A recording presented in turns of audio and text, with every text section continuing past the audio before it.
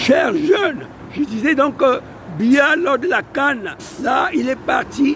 Quand il est rentré dans le terrain, il était seul. Après, Chantal Biya s'est levée. Il a repoussé Chantal Biya, mais elle a refusé. Elle s'est mise à saluer. Je vous dis que ce sont des gens qui veulent l'honneur. Ils veulent toujours être en contact avec vous. Parce que c'est ça leur travail.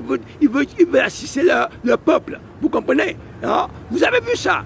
Dieudonné et Somba a même parlé que Chantal voulait, après que Chantal voulait faire un coup d'État. Non, c'était parce qu'ils veulent ça, avoir un contact avec le peuple.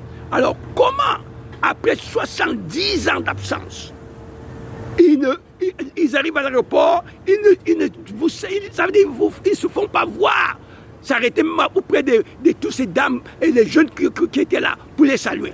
Ça, c'est vrai, du vrai faux. Et puis maintenant, vous devez comprendre quelque chose. Le voyage du pape en Afrique, c'était une grande guerre.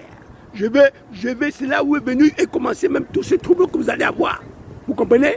J'attends que vous puissiez d'abord saisir ce que Jésus vous donne ici et après je ferai des vidéos pour vous décrire le voyage du pape en Afrique. Ne manquez pas ça.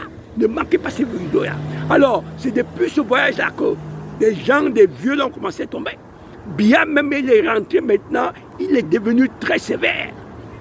Lors du défilé, vous avez vu sa garde, il avait 60 chevaux, 24 motoristes, et puis il y avait au moins 10 gardes ou 15.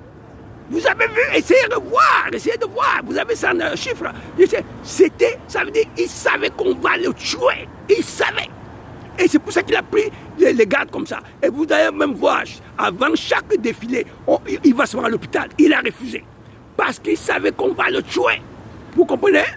Alors, comme il a pris, vous avez vu comme il a pris les mesures, 60 chevaux, 24 motoristes, et puis il y avait au moins plus de 20 gardes-corps qui couraient. Essayez de voir. C'est depuis là qu'a commencé la guerre. Ça veut dire le voyage du pape a provoqué une guerre là chez vous qui va continuer. Même pas seulement au Cameroun. Vous comprenez?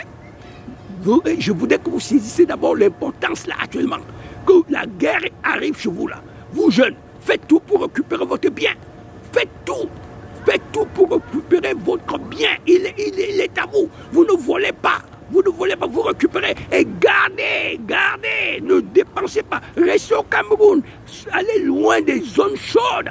Gardez cet argent là-bas. Parce qu'après la guerre, il y aura une souffrance extrême.